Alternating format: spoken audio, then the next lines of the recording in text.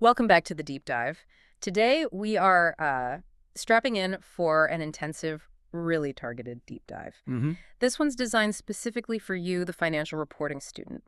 We're aiming to cut through the noise today, Right. focusing laser-like on, well, one of the trickiest, but also most consistently tested topics in financial statements. Intangible assets, Yeah. IAS 38. Exactly. Intangible assets, governed by those pretty stringent rules of IAS 38. That's right. And our mission today, it's absolutely critical for your exam success, I'd say. We aren't just, memorizing definitions. No. Anyone can state that a patent is an intangible asset. That's the easy bit. Right. We're decoding the logic behind recognition and measurement, focusing really sharply on the why behind the standard. The rationale. Exactly. Because when you face a complex scenario in the exam, understanding that conceptual rationale, that's what lets you apply the rules correctly, especially, I find, when dealing with those internal development projects. Absolutely. We've synthesized, well, a massive stack of source materials for today, and they all seem to point towards these core principles governing how a company decides whether its newest, maybe most innovative project. Like a breakthrough drug, perhaps. Yeah, or a new piece of software, or some cutting-edge design. Huh. Whether that lands on the statement of financial position, adding immediate value, Right. or if it just vanishes straight into the statement of profit or loss as an expense. It's a binary choice, really. It is. And it has massive implications for a company's reported performance, its financial health. And the big question, the one that really underpins all of IAS 38, it's fundamental to financial reporting integrity, isn't it? Which is? What exactly separates something that's, okay, immensely valuable but has no physical form? Like that intellectual property or a secret formula. Right. What separates that from just a mere cost of doing business, like paying salaries or the electricity bill? Mm-hmm. We know these intangible assets possess value, but because you can't, see or touch them, the standards have to be incredibly strict, really strict about letting them onto the balance sheet. Like a gatekeeper. A serious gatekeeper, yeah. Preventing sort of arbitrary capitalization. You can't just decide something's an asset. And that strictness, that high bar the standard sets, that's precisely where students, well, often lose crucial marks. It is. So if we can nail down that conceptual foundation today, understand the logic, maybe the standard's conservatism, then the application should become much clearer. That's the plan. Let's dive in. Okay, let's start right at the beginning. The conceptual challenge. We're all pretty comfortable with IAS 16, right? Property, plant, and equipment, tangible stuff. Yeah, things you can kick. Exactly. But how on earth do we justify putting something non-physical, like, I don't know, knowledge or legal rights or even reputation, onto the statement of financial position? It feels inherently subjective. It is subjective. Yeah. And that's precisely why IAS 38 grounds itself so firmly in the IASB conceptual framework. Okay. If you remember, an asset, by definition, is a present economic resource controlled by the entity as a result of past events. Right, the core definition. So for an intangible item to clear that bar and actually get recognized as an asset, the standard mandates 3 key pillars. And the crucial thing is, they must all be met simultaneously. Not just one or two, all 3. All 3, no exceptions. Okay, pillar number 1, identifiability.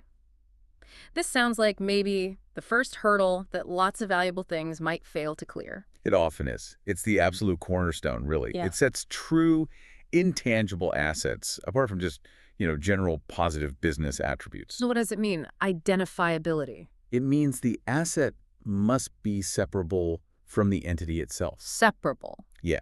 The standard gives us 2 main ways to meet this test. Either the asset is capable of being sold, transferred, licensed, rented, or exchanged individually. On its own. On its own, exactly. Or it arises from contractual or other legal rights, regardless of whether those rights are transferable or separable. Okay, let's really unpack that separability test then. If a company develops, say, a revolutionary new process and gets a patent for it, that patent is identifiable because you can, well, conceptually and legally sell that patent, right, to a competitor without selling the whole R&D team or the company. Correct. You can isolate it. But contrast that with, say, internally generated goodwill. Ah, goodwill. Always tricky. It is. Goodwill is the overall reputation, maybe fantastic customer relationships, the synergy of the management team. Oh, valuable stuff. Immensely valuable. Yeah. And absolutely contributing to future profits. Mm-hmm. But you cannot sell the reputation component separately from the business as a whole. Right, it's tied up with the entire entity. Intrinsically tied. So because it can't be sold separately and it doesn't generally arise from a single specific legal right, internally generated goodwill just fails the identifiability test, flat out. So if it's all bundled up with the general business development and you can't reliably measure its cost or sell it on its own, it fails. Fails. Wow, that immediately cuts out a huge swath of internally valuable things that, management might want to call assets. Exactly. It forces discipline. If the item can't be isolated, its value and its useful life can't be reliably separated from the rest of the business. Yeah. And that compromises the fundamental reliability of the financial statements. Makes sense. Okay, pillar number 2, control. Now, for a tangible asset, control is easy. You've got the keys to the factory, the deed to the land. Right. Physical possession. But how does a company demonstrate control over something non-physical, like a brilliant idea or a piece of software code? Well, control, in the context of IAS 38, needs two things. First, the entity must have the power to get the future economic benefits flowing from the asset. Okay, reaping the rewards. Yes. And second, crucially, they must have the ability to restrict others' access to those benefits. Keep competitors away. Precisely. And since we don't have physical fences or, security guards for an intangible asset, control is almost always demonstrated through legal rights. Legal rights, so patents again, copyrights, licenses. That's usually the way. Think about a trade secret. You might protect it with non-disclosure agreements with employees. But that might be considered less controllable than a legally registered copyright or patent, which is enforceable against the whole world, not just your employees. That's a key distinction then. So if your new software code is amazing, but you didn't bother to get a patent or copyright it, then fundamentally you don't control the economic benefit in the way IAS 38 means. Because a competitor could potentially reverse engineer it or copy it. right, stopping the exclusive flow of benefits to you. Exactly. So that legal enforceability, whether it's licenses, copyrights, patents, that's usually the bedrock of control for intangibles. Without those legal rights, you generally can't guarantee the future economic benefits will flow exclusively to your entity. Okay. Identifiability control, which brings us to pillar 3, probable future economic benefits. FEB. Now, I guess this links directly back to the main asset definition, right? It does, directly. But how do we prove probability when we're talking about, say, future technological success? That sounds speculative. It connects right back to the core definition of an economic resource. The standard is looking for actual evidence that the asset is expected to generate cash inflows More revenue, or result in measurable reductions in cash outflows for the entity. lower costs. Right. If you're developing a new machine process, you've got to show it'll either cut manufacturing costs or let you sell a better product for more money. There has to be a tangible benefit. But that word probable, it's key, isn't it? In accounting, probable usually means, what, more likely than not, over 50% chance? Generally, yes. More likely than not. For an R&D project, especially in the really early stages, proving that the benefits are probable, that sounds incredibly difficult. It is difficult. Yeah. And that difficulty is absolutely intentional. Okay. It ensures that the costs of highly speculative projects aren't inappropriately stuck on the balance sheet. If you can't demonstrate that this intangible thing will actually contribute to the company's bottom line, Through likely revenue or real cost savings. then it simply cannot meet the standard's definition of an asset. Doesn't matter how much management wants it to succeed or believes in it. This ties right back to the prudence, the conservatism that's inherent in IAS 38. Okay, so let's summarize this foundation. If you're tackling any scenario involving some kind of expenditure, could be a huge R&D project, could be a small license purchase, you have to mentally check those 3 boxes. Is it identifiable? Is it controlled, usually via legal rights? Is it bringing probable future economic benefits And crucially, if they aren't all met? then the accounting treatment defaults. It's an immediate expense in the profit or loss statement. That's the default position. You have to overcome that default with compelling evidence to get capitalization. The bar is set high. Absolutely. To guard against, optimism bias getting onto the balance sheet. Right. So now we understand those conceptual pillars. Let's turn to the practical side, the measurement. How much do we actually record the asset for initially? Okay. And this depends entirely on how the asset was acquired. The rules differ quite dramatically here. Method 1 seems the clearest cut. Separate acquisition or purchase. Like if I just go out and buy an established patent from someone else? Yep. That's the most straightforward. If you acquire the patent, the asset is capitalized at its cost. Cost being the purchase price. Cost here is the cash or cash equivalent paid at the date you acquire it. And crucially, IAS 38 lets you include any directly attributable costs needed to prepare the asset for its intended use. Directly attributable costs for something non-physical. What falls under that? Typically, yeah, you're looking at professional fees. So think legal fees for registering the transfer of the patent, securing the title, maybe paying stamp duties. Okay. It could also include costs of testing the asset, making sure it performs as expected.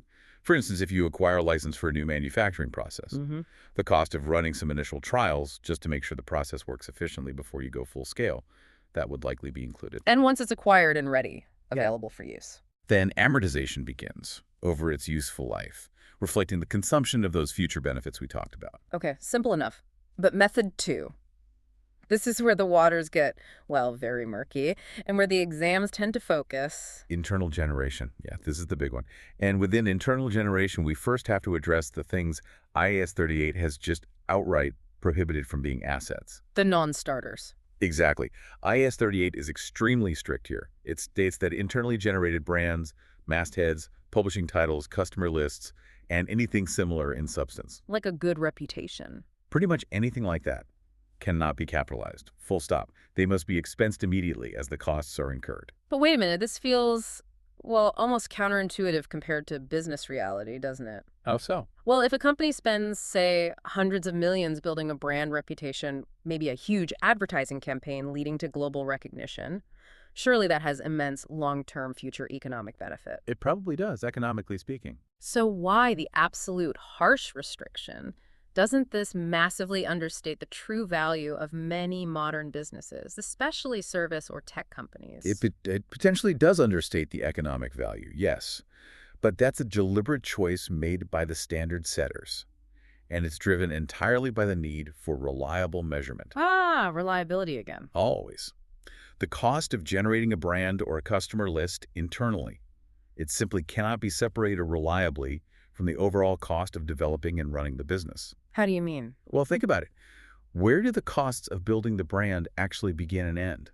Is it the salary of the marketing director? Partly, maybe. Is it the cost of a general TV advert that promotes the brand and pushes a specific product? Is it the cost of excellent customer service that builds loyalty? I see the problem. You can't really draw a clear line around the brand creation cost versus just the cost of doing business or making sales. Exactly. Because those costs are inherently intertwined with general overhead, standard operating expenditures. They fail that recognition pillar we discussed earlier, that the cost can be measured reliably and attributed solely to the intangible asset. Right. Allowing capitalization here would just open the door to management arbitrarily assigning all sorts of subjective costs to the balance sheet, which is exactly what the prudent principle tries to prevent. So the rule ensures balance sheets are based on objective, ideally externally verified costs, like a purchased patent. Yes. Not subjective, internally estimated values for things like reputation. Precisely. It maintains discipline and comparability. Okay. That explanation helps. It leads us perfectly then to the most critical distinction in IAS 38 for you in the financial reporting exam. Internal generation of research and development, R&D. This is it. This is where the standard draws that very fine but absolutely crucial line. This is the bifurcation rule. Bifurcation meaning splitting in two. And students absolutely must master this. The standard splits internal projects into two distinct phases. Research and development. With completely different non-negotiable accounting treatments. Okay, let's take phase A first. Research expenditure. This sounds like the initial exploratory phase. That's right. It's defined as original and planned investigation, typically focused on achieving new scientific or technical knowledge or understanding. Essentially, you're trying to figure out if something is even possible, asking the basic questions. And the rule for research costs? Absolute. Research expenditure must be charged immediately to profit or loss in the year it's incurred. Expensed straight away. Why? Because during the research phase, the probability of future economic benefits is considered inherently low. The project is highly uncertain. It hasn't met that probable FEB criteria we talked about. Right. It fails one of the main asset definition tests. Exactly. Therefore, prudence dictates immediate expensing. You don't put highly uncertain potential benefits onto the balance sheet. So back to the drug company example. If they're paying scientists to investigate 10 different chemical compounds looking for a cure, and maybe 9 of them turn out to be dead ends after months of work, all 10 streams of those initial costs must be expensed as they happen. Precisely. because at the time the investigation was being done, the future benefits weren't probable for any of them. Those initial costs are, the price of admission to the innovation game. They're not assets yet. Okay, expense research. Got it. Then comes the pivot point where the rules completely flip. Phase B, development expenditure. This is the big hurdle. This is where capitalization becomes not just possible, but actually mandatory, provided. And it's a big provided. Provided. Provided you can clear a very specific checklist of criteria. Okay, so what counts as development? Development involves applying the research findings or other knowledge to a plan or design. The aim is producing new or substantially improved materials, devices, products, processes, systems, or services before you start commercial production or use. So moving from the theory that is it possible? Yes, from research. To actually building a working model, a prototype, a process, how do we make it work?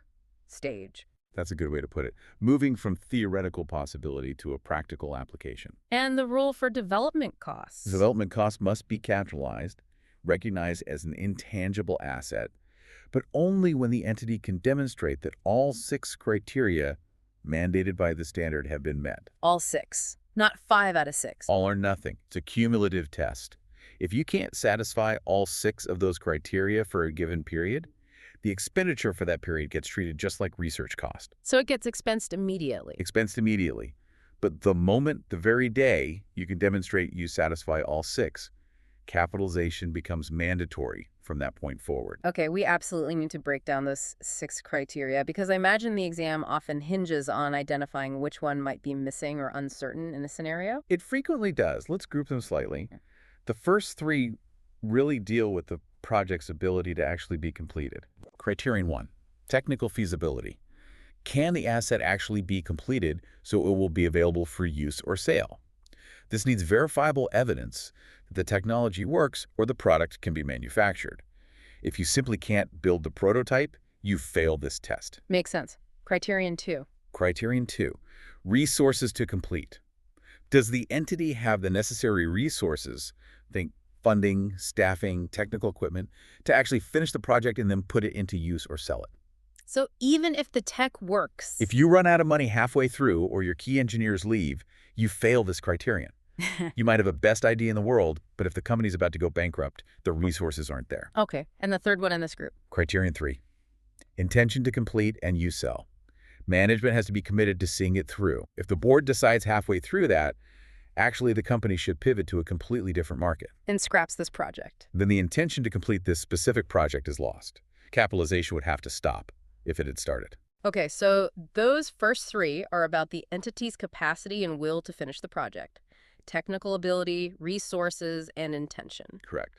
The next 3 then address the economic rationale and the measurement side. Right, let's hear them. Criterion 4, probable future economic benefits, FUB. We met this in the main definition, but here it's more specific to the project's output.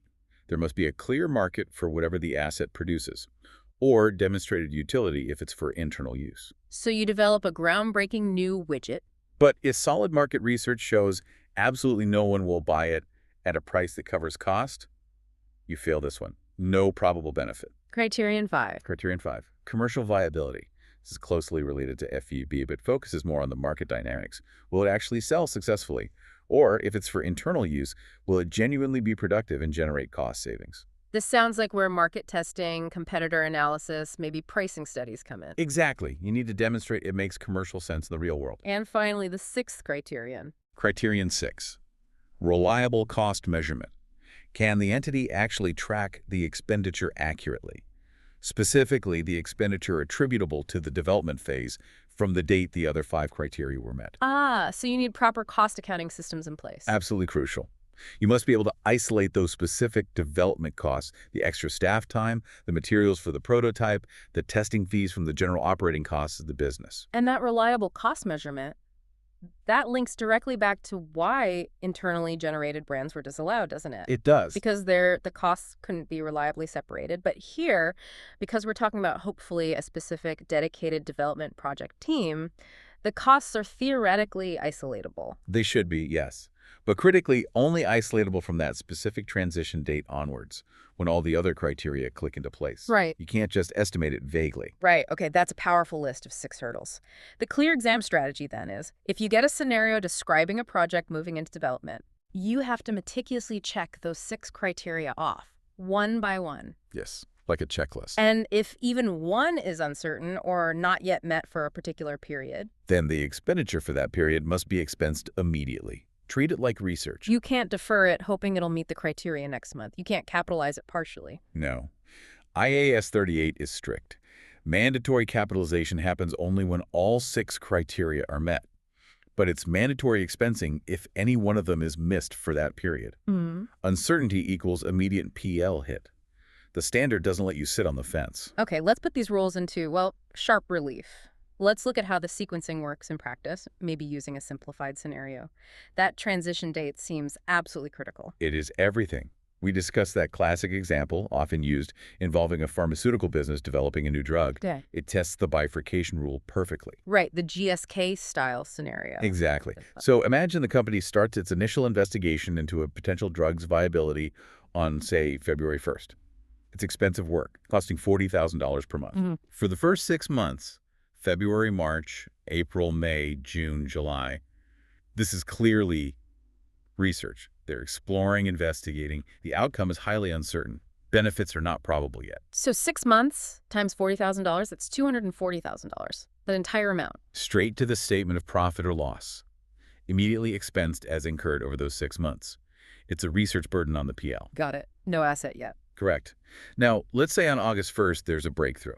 The investigation yields really positive results. The company successfully completes rigorous testing, maybe gets initial regulatory feedback that guarantees a potential market exists, and crucially, management formally commits all the necessary funding and staffing to push through the final stage of development. So on August 1st, they can demonstrate that they finally met that crucial set of all 6 criteria for capitalization. Let's assume they can, yes. They have technical feasibility, intention, resources, probable benefits, commercial viability, and reliable cost tracking from this date. Okay, so that August 1st date, that's the pivot point. Now, the cost doesn't suddenly become capitalizable retroactively, does it, for the first 6 months? Absolutely not. That's a key point. The $240,000 previously expensed remains expensed. History is history. Okay. But from August 1st onward, the continuing costs of $40,000 per month now meet the definition of development expenditure. And because all 6 criteria are met, capitalization is mandatory. So if the company's year-end is December 31st. Then you'd capitalize the costs for August, September, October, November, and December. That's 5 months. 5 months at $40,000, so $200,000. That amount must be recognized as an intangible non-current asset on the statement of financial position at year-end. Exactly. Ready for amortization once the drug is fully developed and available for use. The key takeaway here, then, is that transition from expense to capitalization is highly date-specific. Very date-specific. And it's determined entirely by the date those 6 criteria are demonstrably met. Not just hoped for, but shown to be met. Yes. Which implies, of course, that companies need robust internal systems to track not just the costs, but also the project milestones and evidence supporting each criterion precisely from that specific day, and isolating those costs from general costs incurred before the criteria were met. That makes perfect sense. The standard is basically rewarding verifiable success and commitment, not just optimistic spending. That's a good way to summarize it. Now let's talk about the pitfalls. The common mistakes students tend to make when applying these rules. Our sources highlighted a few traps that really test whether you understand the boundary between creating the asset and just operating the business around it. Yes, the first major trap is confusing those mandatory capitalizable development costs with standard operating expenses that happen around the launch of the new product or process. Okay. Let's use a different type of example, maybe a Booker-style scenario. A business developing a complex new piece of industrial machinery. They successfully develop a fully functioning prototype. Let's say the costs directly related to achieving that prototype were $5 million. And then they spend another, say, $500,000 on rigorous safety certifications and final adjustments required to get the product into a legally safe and saleable condition. Okay, $5.5 million total there, assuming all 6 criteria were met during that phase. Which we'll assume they were. Those $5.5 million are mandatory capitalizable development costs, right? Yes. Those costs are directly attributable to bringing the asset, the design, the technology embodied in the machine to the location and condition necessary for it to be capable of operating in the manner intended by management. That's the core test from IAS 16 borrowed here. Bringing it to condition. Got it. But then The company incurs an additional $1 million on a major advertising campaign, glossy brochures, trade shows, online ads, all to introduce this fantastic new machine to the market. Launch costs. Exactly. Yeah. And maybe another $0.5 million spent on training their own sales staff, teaching them how to demonstrate the new machinery effectively to potential customers. Okay, so an extra $1.5 million in costs after the machine itself is technically ready. Right. Now, for you as an FR student, it's tempting, isn't it, to argue that because the product only starts generating revenue after the marketing and the sales training. That those costs clearly contribute to future economic benefits, so maybe they should be capitalized too, added to the $5.5 million. It's a logical thought from a business perspective, perhaps. But what does IAS 38 say? I expect it says no. It says no, uncompromisingly. Marketing and training expenditure related to the new asset should both be expensed through profit or loss immediately as incurred. Why, though? What's the rationale? They are considered costs of generating demand for the product, marketing, or costs of preparing personnel, the staff, to use or sell the asset training. They are not costs necessary to create the asset itself or bring the asset to its intended condition. Ah, I see. The asset, the patent, the prototype design, the software code, it's complete and functional before the big marketing campaign kicks off. Usually, yes. So marketing and training are ongoing activities to exploit the asset you've already created, not part of building it. They're operating expenses. Precisely. That's a subtle but really critical failure point for students. Marketing costs are also often general in nature, promoting the company or multiple products, so they might fail the reliable measurement and direct attributability tests anyway. And training costs. They relate to enhancing human capital, your employees' skills, which cannot be capitalized as an intangible asset under IAS 38. Okay, that distinction is clear now. Expense marketing, expense training. What's the second common mistake? The second mistake, which often reflects a misunderstanding of the mandatory nature of the standard, is assuming capitalization is somehow optional, even once all 6 criteria have been met. How do you mean? Well, a student might see a scenario where all 6 criteria were clearly met on August 1st, meaning $200,000 should have been capitalized. Right. But the scenario says management decided to be conservative and expensed the $200,000 development cost anyway to reduce reported profit this year. Ah, they chose to expense it for prudence. Exactly. That action, while it seems prudent on the surface, is actually an error. It's a misapplication of the standard. Because you mentioned earlier, IAS 38 uses the word must. It does. If the project meets all 6 criteria, the capitalization of those development costs is mandatory. It's not a choice. So where does the prudence come in? The prudence is built into the standard's design specifically, into that incredibly high hurdle of meeting all 6 criteria simultaneously. That is the prudence check. Once that high threshold is demonstrably cleared. The non-capitalization is actually a misstatement. It is. Failure to capitalize mandatory development costs, when the criteria are met, compromises comparability between different companies and over time. It breaches IFRS requirements. You can't simply ignore the positive outcome of a successful development project just to appear more conservative in the P&L. Wow. Okay, so prudence guides the design of the standard, setting that high bar. But once the bar is cleared, the accounting treatment is strictly dictated to ensure comparability and faithful representation. That's a very good way to put it. It differentiates the conceptual intention behind the standard from its mandatory application once the conditions are met. Okay. So we've successfully navigated the tricky path to recognizing the intangible asset. We've measured its initial cost correctly. Now we move into its life after year 1. How do we account for it on the balance sheet subsequently? Right. What happens next? This primarily involves assessing how its value is consumed over time and occasionally considering changes in its fair value, although that's heavily restricted. Okay, first up is the systematic charge for consumption, amortization. This feels like the intangible equivalent of depreciation for PPE. Essentially, yes. It's the same underlying principle. The vast majority of intangible assets, think of a patent that expires in 20 years, maybe a 5-year software license you bought, or those capitalized development costs for a product you expect to be viable for, say, 10 years, they're all deemed to have a finite useful life. They don't last forever. Exactly. And so they are subject to systematic amortization. This charge reflects the consumption, the using up, of the future economic benefits embodied in the asset over that estimated useful life. What's the key timing rule for starting amortization? Is it when you start making money from it? Good question. No, amortization must commence when the asset is available for use. Available for use. What does that mean precisely? It means when it's in the location and condition necessary for it to be capable of operating in the manner intended by management. Okay. Crucially, this often happens before the asset actually begins generating revenue directly.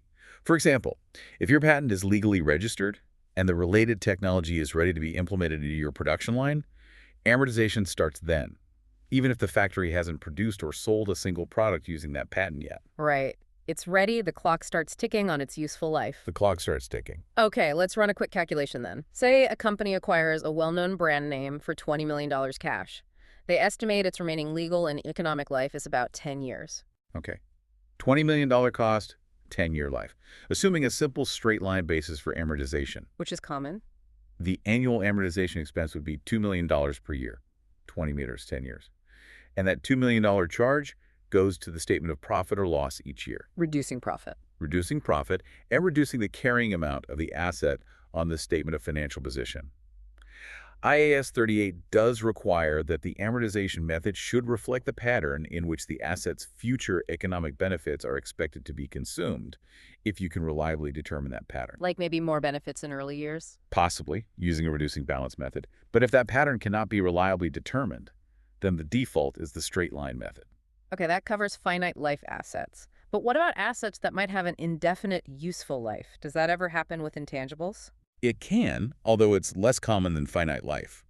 Think about an acquired brand name that's expected to generate cash flows indefinitely, or maybe a perpetually renewable broadcast license, or certain government-issued rights that have no foreseeable limit to the period over which they're expected to generate net cash inflows. So no obvious end date. No obvious end date based on legal, contractual, competitive, or other factors.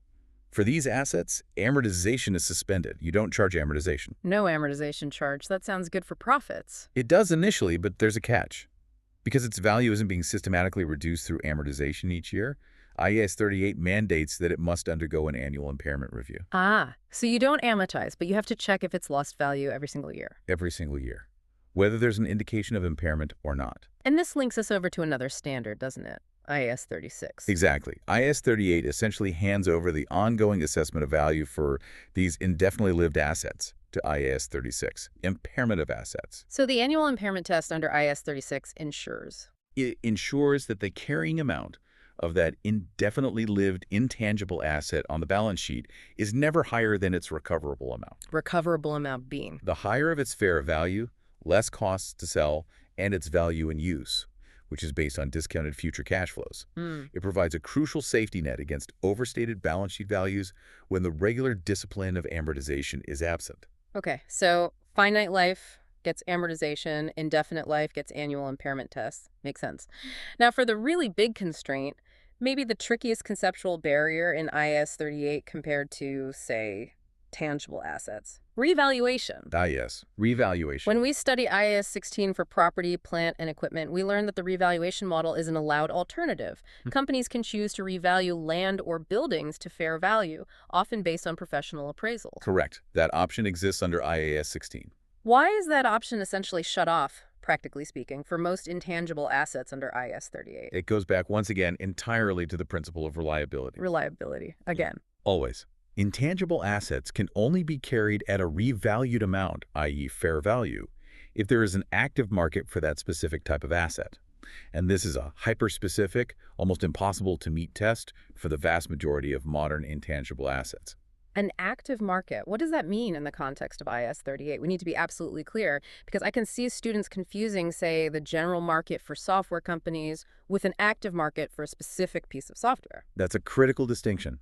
An active market, as defined by IFRS 13 and applied by IAS 38, is a market where transactions for the asset or liability take place with sufficient frequency and volume to provide pricing information on an ongoing basis. Crucially, for revaluation under IAS 38, this generally implies a market where identical items are traded. Identical items. Yes. The price must be objective, readily observable, and for something essentially interchangeable. Think level 1 inputs in the IFRS 13 fair value hierarchy. Level 1 inputs, quoted prices in active markets for identical assets, like shares on a stock exchange. Exactly. Now consider an acquired brand name. Even if a highly specialized brand consultant values it at, say, $22 million 2 years after acquisition, based on sophisticated models comparing it to similar brands and projecting future earnings. Which might be a perfectly reasonable economic valuation. It might be. But can that brand be revalued to $22 million under IAS 38? No.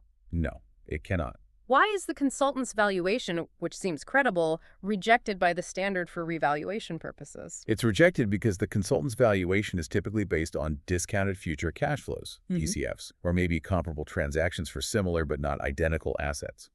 These rely heavily on level 2, or more likely, level 3 inputs in the fair value hierarchy. Unobservable inputs, subjective estimates. Exactly. Subjective estimates of future performance, assumptions about discount rates, growth rates.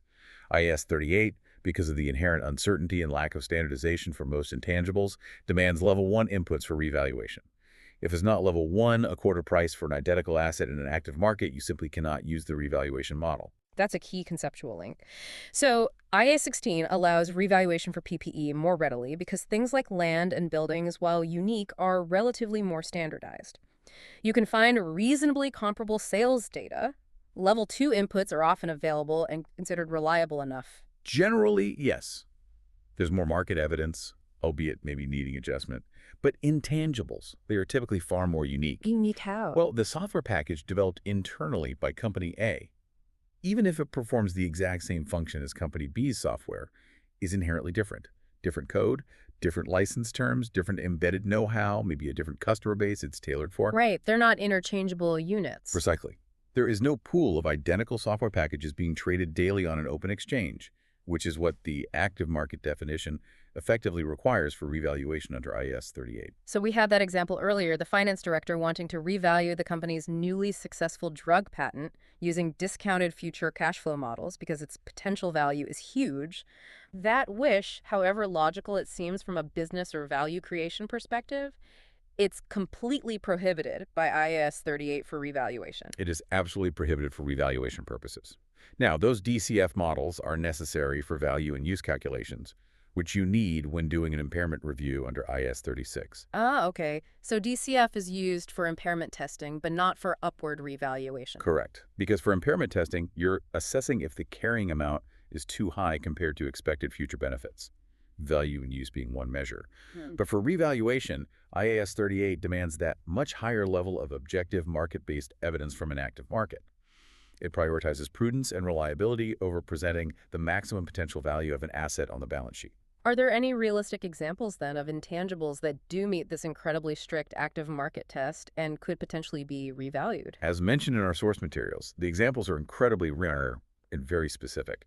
They often revolve around certain types of government-issued rights. Think of things like taxi licenses in some cities, maybe fishing quotas, or certain types of agricultural production quotas, or maybe some freely transferable broadcasting licenses. In some specific markets, identical units of these rights might be standardized, limited in number, and traded regularly and transparently on a dedicated exchange or platform. Creating a genuine level 1 price. Exactly. If that exists, then revaluation might be possible. But again, these are the rare exceptions that really just prove the general rule. So for you in the exam, the default assumption, the safe assumption for almost any standard intangible asset you encounter, a purchased brand, internally developed software, a patent, is that the subsequent measurement model must be the cost model, cost less accumulated amortization and less any accumulated impairment losses. That is absolutely the safest and most technically correct assumption to hold. The revaluation model is essentially a distractor, a trap, unless the scenario explicitly provides absolutely irrefutable evidence of level 1 active market data for identical assets, which is highly unlikely in an FR exam. Stick to the cost model unless told otherwise, very explicitly. That's the way.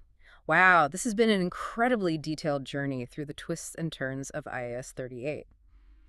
Before we wrap up, let's try to solidify all this knowledge, maybe with a rapid-fire checklist, covering the key intangible asset types and their required treatment, just to consolidate the most important exam rules for a quick recall.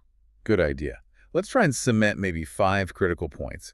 These probably covered, 90% of the typical exam scenarios you're likely to face relating to intangibles. Sounds perfect. Hit me with number 1. Okay. Number 1, purchased patent or license, so separate acquisition. Pre-bear. Capitalize at cost plus any directly attributable fees like legal cost. Then amortize over its finite useful life, starting when it's available for use. Straightforward. Got it. Number 2? Number 2, Internally generated brand, masthead, or customer list. Treatment. Expense immediately as incurred. This is a critical rule. Cannot ever capitalize these internally. Why? Because the cost cannot be reliably separated from the overall cost of developing the business. Right, the reliability issue. Okay, number 3. Number 3, research costs. That initial investigation phase of an internal project. Treatment. Expense immediately to profit or loss. No exceptions. The costs are considered too uncertain at this stage to meet the asset definition, specifically the probable FEB criterion. Expense research. Okay, number 4. The big one. Number 4. Successful development costs. So the costs incurred after research, after the pivot point. Achievement. Mandatory capitalization. But only from the exact date that all 6 of those criteria are met. Technical feasibility, resources intention, probable benefits, commercial viability, reliable cost measurement. And after capitalization. Then you amortize it over its estimated useful life, just like a purchased asset. Or, if its life is assessed as indefinite, you don't amortize, but you must test it for impairment annually under IAS 36. Okay, capitalize successful development, then amortize or test for impairment. And number 5. Number 5, marketing, advertising, or staff training costs, even if they're related to launching a new product developed from capitalized R&D. Expense immediately to profit or loss. Remember, these are considered operating expenses, costs of generating demand or preparing staff, not costs of actually creating the intangible asset itself or bringing it to its necessary condition. Expense marketing and training. Brilliant. That's a really clear 5-point summary. Hopefully that helps lock it in. Let's just revisit that indefinite life concept one last time, though. That perpetually renewed license, say, that we don't amortize. You said the IAS 36 impairment review must happen annually, even without any trigger. Yes, mandatory annual check. Why the mandatory check every single year for those specifically? Because without the regular systematic reduction in value provided by amortization, the balance sheet value of that intangible asset would just stay fixed at its historical cost or initial capitalized amount indefinitely until some obvious impairment event occurs. Right. But since the economic resource is non-physical and its value can often be highly sensitive to market shifts, maybe a competitor launches something better, technology changes. IAS 38 requires that mandatory annual check using IAS 26 rules as a safeguard. So it's a key safety mechanism to prevent companies from carrying potentially outdated, indefinitely lived intangible assets at inflated historical costs for years on end just because there's no amortization charge hitting the P&L. Exactly. It forces an annual reassessment of whether the carrying amount is still justified by future prospects. You know, this standard, IAS 38, it really feels like the financial reporting world grappling with its own inherent conservatism, battling against the reality of the modern economy, which is so based on knowledge and information. That's a very insightful way to put it. Investors, they crave information about the real sources of future value, which is so often intangible these days, like software code, brands, data. But the accounting rules, driven by IAS 38, are designed to be extremely cautious, almost resistant to prevent creative accounting or balance sheet manipulation. Absolutely. The core conceptual link driving IAS 38 is transparency achieved through conservatism and reliability. It exists to ensure the balance sheet truly represents controlled economic resources based on verifiable, objective costs. And yes, it fiercely resists what some of our sources called future growth fantasies. Right. Potential value isn't enough. Not for balance sheet recognition. Right. IAS 38 demands hard evidence, not just management enthusiasm or subjective forecasts, before it grants that prestigious balance sheet recognition. And that rigorous application separating evidence from enthusiasm, that's what will set you apart in the FR exam. Definitely. Understanding the conceptual reasoning behind, say, the strict research versus development split, or the almost total rejection of revaluing unique assets like brands or software. That understanding allows you to apply the rules consistently and logically, even when you're faced with complex, multi-layered scenarios under time pressure. That's the key to mastering it. Hashtag outro. So what does this all mean for your preparation? We've really dug deep today. We navigated the conceptual bedrock of IAS 38, those 3 mandatory pillars for recognition, identifiability, control, and probable future economic benefits. Remember, all 3 must be met. We've hopefully locked down that mandatory bifurcation, that split of R&D costs, knowing that research is always expense and development only gets capitalized if and only if those 6 highly specific criteria are all met from a certain date. The checklist is crucial there. And finally, we clarified the very strict limitations on subsequent measurement, noting that for almost all intangibles you'll encounter, the revaluation model is simply off the table because of that stringent active market requirement. Cost model is king. Mastering IAS 38 isn't just about, passing one section of the exam. It's really about developing the critical judgment you need as a professional.